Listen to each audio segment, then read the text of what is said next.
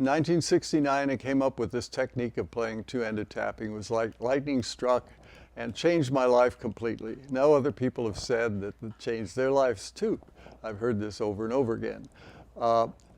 So I played and I kept experimenting. I was a very wild player back then. But by 1974, I actually, having come back from New York City, I went in my first commercial production because Joe Zawinul wanted one, my neighbor down the street on Yucca Trail wanted one, and 3 other people wanted one, and I did too. So I built my first production, and that was my launch, and I formed Stick Enterprises. And then everything happened. I got downbeat reviews and guitar players, and Tony Levin came around, and he was inspired by what I was doing. He liked the compressor and he liked the phase shifter.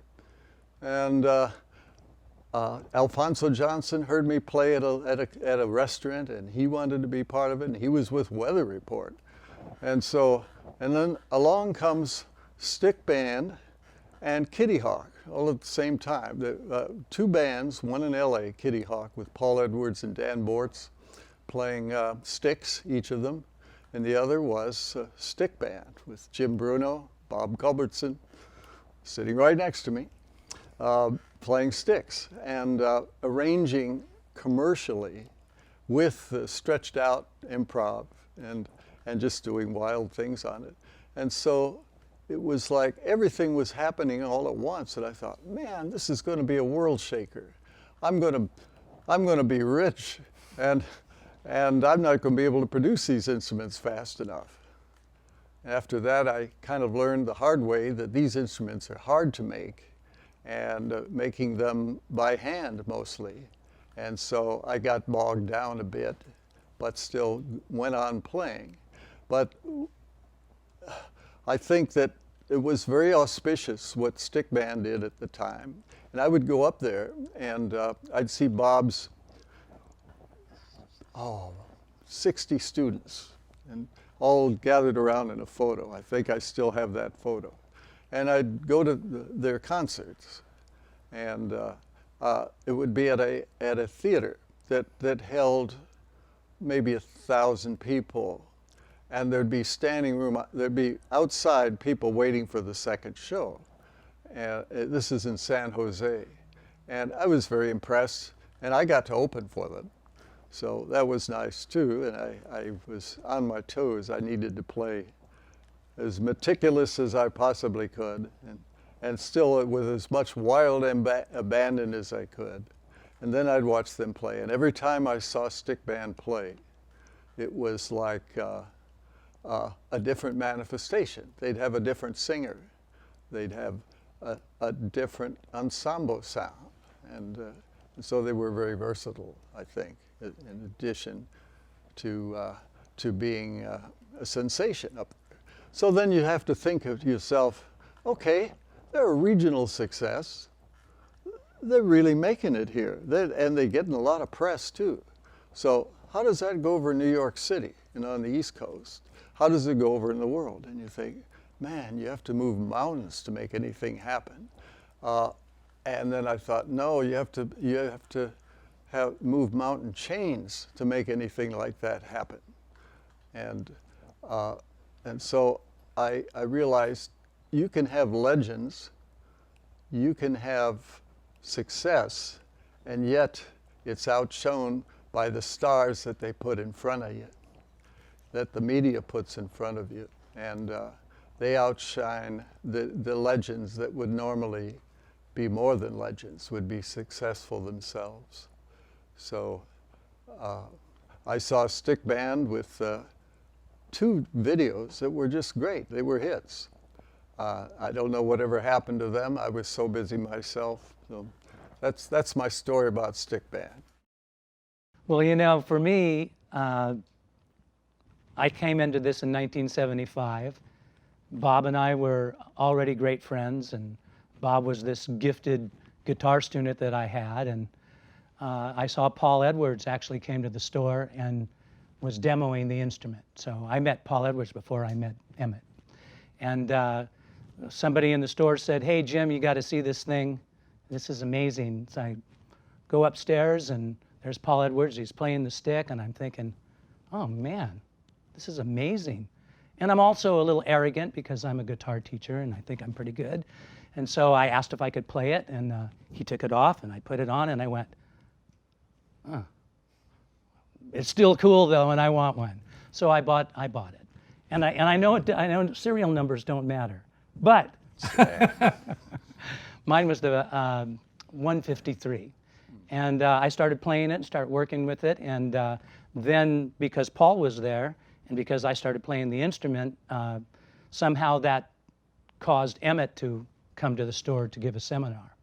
That's where Bob comes into this, because I said to Bob, we got to go see this guy.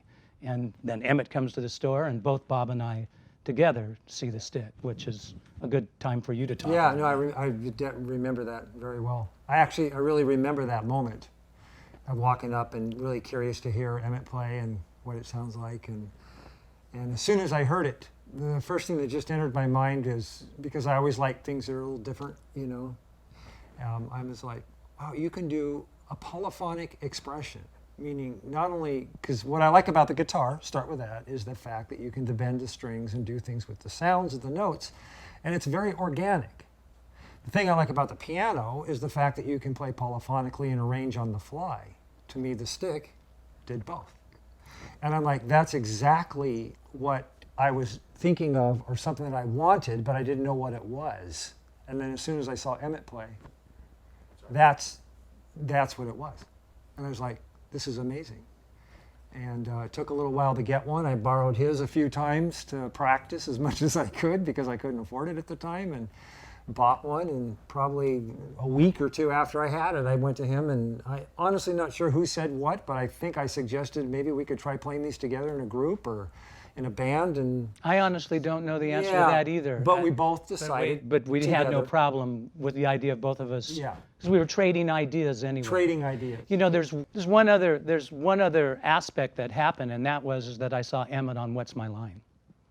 Was it What's My Line? Yeah. And so there was that too, and there he was playing this. And nobody could guess what he played, and now this is something that you can see on YouTube very easily. But I saw it then, and that was another thing that created my energy. The other thing interesting about how, you know, we grew and what was going on, Bob and I, and it's always been a joke to this day, thought that we had 6 months to get good on the instrument.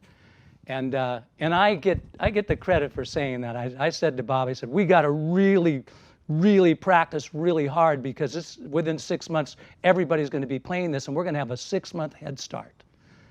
Well, it turned out to be a little different than that. A little longer than that. You know, and I somewhere along the line here, as we were doing that, I had a music school. Bob went from being a guitar student of mine, because he's extremely gifted. That's pretty obvious at this point in time. Anybody can look on YouTube and see who Bob Culbertson is as a stick player. But back then, he was so fantastically great, even as a guitar student. And we started growing, and we had this music school, and Bob became a guitar teacher at the music school. And Mr. Cooper over here was the drum instructor at the school. And we thought if we took a compass and went 5-mile radius outside of the store, that any place that we contacted would know of us. And so we went out to music departments to start to do clinics. So we didn't start off as a band. We actually started off with the idea that we would build our students.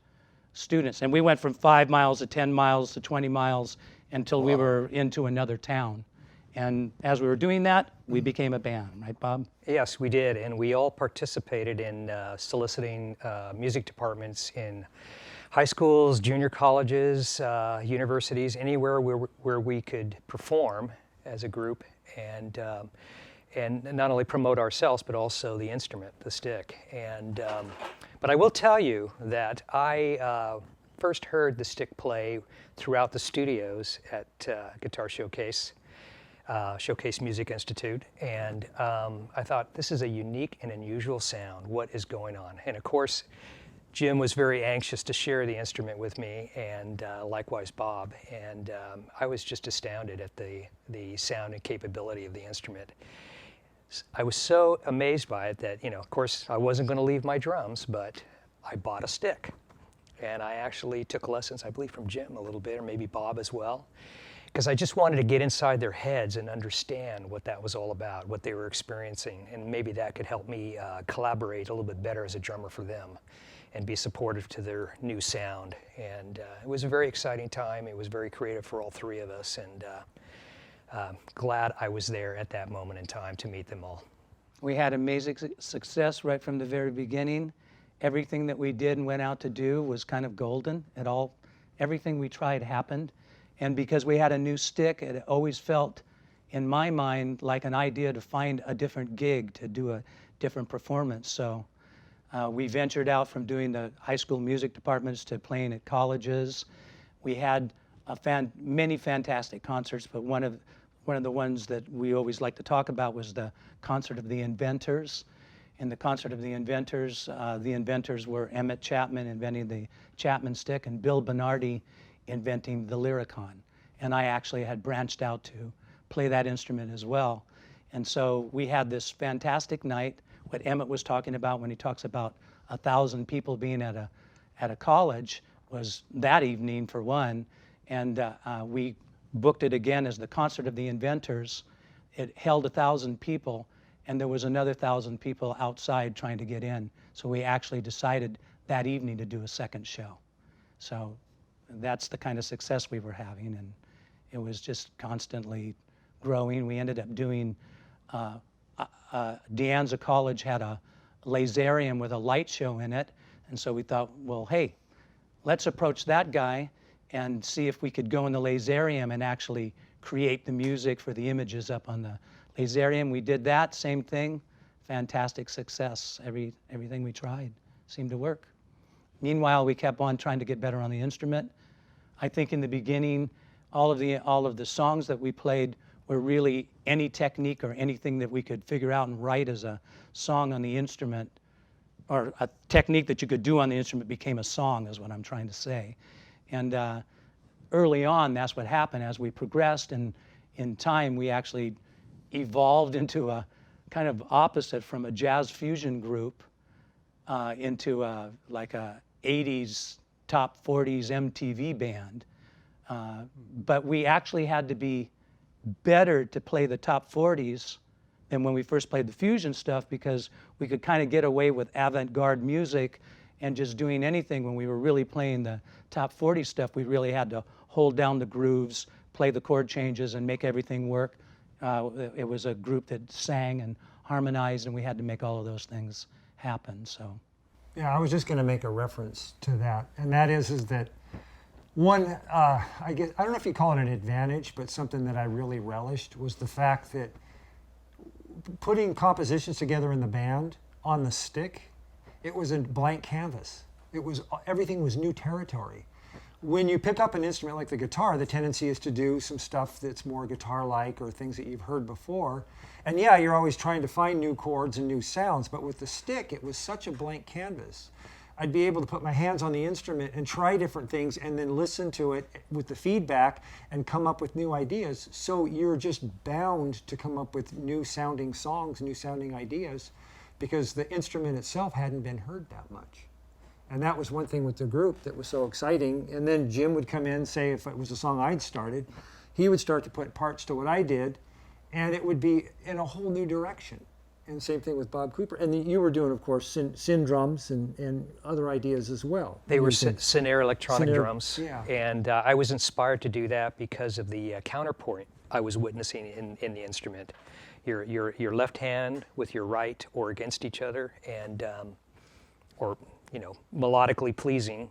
And so I integrated electronic drums with specific pitches to play melodically within my rhythmic patterns to support your other instrumentation. the other thing that happened was, Bob, you started to play techniques that you were learning on the stick on guitars. And then you ended up playing double guitars. Talk about that. Yeah, well, that was just sort of a manifestation of playing guitar, which is a melody instrument, and I've always liked guitar harmonies like Allman Brothers, those kinds of things. And I just thought, well, if you're playing the bass, you're playing the stick, and I wanted to free up my hands to play two leads, might as well, do it with two guitars. One on a mount this way, one on that way, and then play them together. So the stick kind of lended itself to those sort of things, but of course with two guitars you have match tuning. So it made it a lot easier to play double melodies as opposed to trying to play the same melody on the fifth and the fourth. But don't you believe that I certainly do, that it all came from the stick? Yeah. Even though you were doing that on the guitar, it really came from your knowledge of what you were doing on the stick. Yeah, and maybe it came from Frisbee a little. Did you do with both hands Frisbee? You were He did. Frisbee champ, He weren't was you? a Frisbee champ. Yeah, so I just know that Bob, he poured his energy into the stick in a way it really drove me and challenged me. And I thought, oh, I'm working on motors too. I better get that speed going. I better get those rock rhythms going. And I started doing it, and it turned into a Latin thing for me. But and so I got really proficient at it, but I had to really work hard at it. Bob doesn't know how much of a kick in the butt he gave me to do that.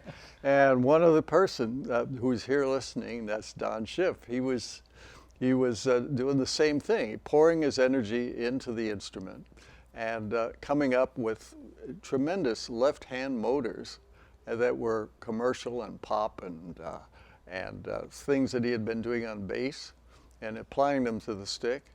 And it just, all of that really excited me. It was an exciting time back in the 70s when all this was going on. It was, it's still, I gotta say, it's slowly growing. Stick Enterprises is slowly growing, and there's more and more things coming together. It becomes more and more established. But in those days, it was pretty crazy what was going on. You really couldn't handle it. It was like having a tiger by the tail. And then Yuta, my wife, would send me off to New York and Midwest and tours, and I'd be playing clubs and colleges and music stores, clinics, selling instruments, and I'd tour, rent a car, fly a plane, go here and there. And I spent a lot of time in New York City. I had contract offers, and I turned them all down. And I look back at that time and I think, man, why I missed every opportunity that came along. I must have really thought I was something then. Hey, can you say something about that picture that was with the guitar showcase with the whole group of people there? Do you know the one in the book? I mean, that was there. Yeah, that was Bob gave me that picture. That was his students. That was Actually both of our students. That It was the stick seminar students, and they came from all over. No, 66. Oh, I'm sorry. there's the two pictures. Oh, the older one. Yeah. Okay, there was the World Stick Seminar that Bob held. No, I know what you. no, Yeah. it's the one with That was David my fault. Keena and Yeah, Kevin yep, and all yep. of those students. That was our students. Those were our students. That giant picture was both Bob and my students. That's right. All together.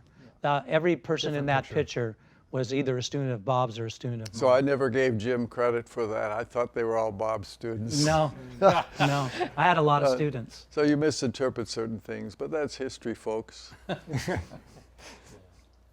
So anyway, What was that like? I mean, was that like the largest gathering at the time? Because that's an old picture with a lot of. Well, that's a large gathering, but the largest gathering was 2003, and that's it will be reflected in time on our website, because I have a lot of pictures of all of the teachers that taught there, and that's something else that happened. That was Bob's idea, or Yeah. how did that happen? Well, the way that happened was I actually went to Spain and did a little clinic with Guillermo Cides, and it was like a stick camp. And I really liked the way he played. I enjoyed him as a person, all of that. And I was going on to some other places to meet. I met André Palat, who's a stick player in France, fairly well known, and Jim Lampy, of course, Ron Bockerman. And I met these people over there, and there was a fair amount of stick seminars that had happened. And I thought my idea was to bring the European teachers and players over to California as a different angle. Well, it began that way, and then Guillermo of all people, could not make it because he couldn't get a visa to get into the country. Too bad. So then I decided, then I started to add a couple people from here, and it turned out I added Steve Adelson and Greg Howard, and then even Tom Griesgraber, who was really good at electronic stuff, and just started to compile. I think we had, if I got it right, And 11 Don. teachers. And Don. Don was here. Definitely Don. Yeah. Don was here, and it was great. It was as Don would say, this is going to be great. And then that is the moment that I actually learned about the NS stick. Yeah. And saw Don playing that and actually bought one. So that's when I got an NS. Now I have both. That was a great experience. Yeah, that was really, really a fun seminar. We had the concert at the Gaslight Theater, and that was just a blast. Everybody played. It was pretty amazing evening. Rick was there too. Yeah, Rick played drums there. Yeah. That's right.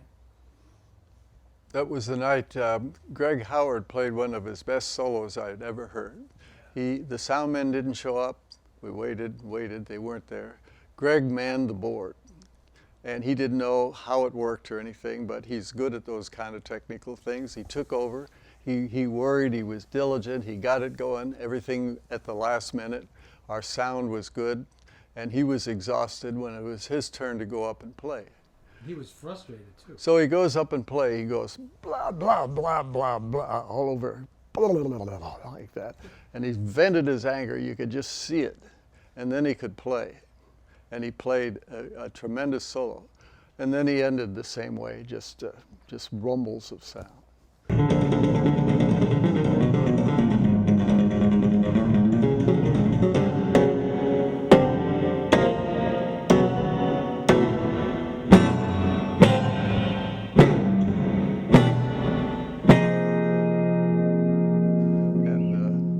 That was a memorable solo to me. It should be up on our website under Artist Live Videos, but it's not there. Greg manages our website, so I guess he chose not to put it up there, but it's one of my favorite things he ever did. Yeah. You know, as far as then and now, it remains to be seen. We'll find out tonight. You know, it's going to be great, I think, and we're going to hear some good music and have some nice chemistry going on. And I'm going to play a trio with Jim on his electronic valve instrument, and with Rick Allegria on a very acoustic drum set. And it's going to be a nice experience for me. I know it. I'm going to relax and play a nice song. It'll be Autumn Leaves, but we won't tell the audience yet. And there'll be so many different combinations and things going on. Bob is better than ever. Don is better than ever. Jim has got some things going on his horn and his voice that I don't know about yet, that I'm waiting to hear. So the old stick band will be back, and I'm sure, you know, as you get older, you get more canny. And you're able to pull things off in a different way. And so I'm waiting to hear that too, hear what it sounds like. I'm sure they're very resourceful as a group, even having only practiced once. Wow. Okay. One time. Bob's been too busy going to Europe and doing things. It's like riding a bicycle. Yeah, so here's the songs that they practiced over and over again that they're going to be playing in pretty much the same way. Or will it be the same way? That's a big We have to wait and see. That's why it's good to improvise. Yeah, you got to have that going. I'd like to add it's been 37 years. Yeah. Man, yes. since we played together, other than September the 8th. So that in itself is a story. Here's a group. They practiced really well, but it was set 37 years ago. And now they don't need to practice it anymore. They already know the song. They know it playing it together. So here they come back, but they're different people now, Right. a little bit, you know. So we have to wait and see. I think that about says it all. Yeah. I just think I think it's gonna be a really fun evening. Fun to play the stick band. It's gonna be a lot of fun for me to play with Rick and do our duo. And it's gonna be me and Don are gonna do a tune together. And I'm just really looking forward to playing together with everybody. It's gonna be a blast. For me, I get to play with the world's greatest stick players tonight. So I've been practicing and look forward to it, and very excited to just be hanging out with Emmett and Utah and just be here in LA. I'd like to echo what Jim said. I feel the same way. It's great to play with these guys who are so good, and it's an honor for me to be here after all these many years, and thank you for having me. Very welcome. All right? I have an arbitrary question that maybe you could use. Sure. Emmett, and Bob and I were one of your first students, I think. So we learned from you watching all your, which was also one of the greatest musical lessons I've ever had. Wow. And as you've watched us over the years progress, how does it feel to you to see, like sometimes I'll play a lick and I thought, oh, if Emmett were here, we're watching, he'd go, show him everything you know. You know, I have some lines that I still use that you showed me. Through the years, as you watch the players, you were the beginning founder for everyone, how does it feel to, over time, see what you've started and how it has moved on? Well, the first thing that happened was you and Bob were very solid players early on, and rhythmically, and so I learned a lot from both of you, and it was challenging in the most healthy way. It's how it should be, and if I challenged you, well, I had been playing longer, you know. I had 5 years on you, or 6. Yeah. Yeah. It's incredible. Yeah. So, I just think, when I look back, like, I must have given some good lessons, because Jim Lampy's in there. I gave him lessons every week. Mike Kolwitz is in there.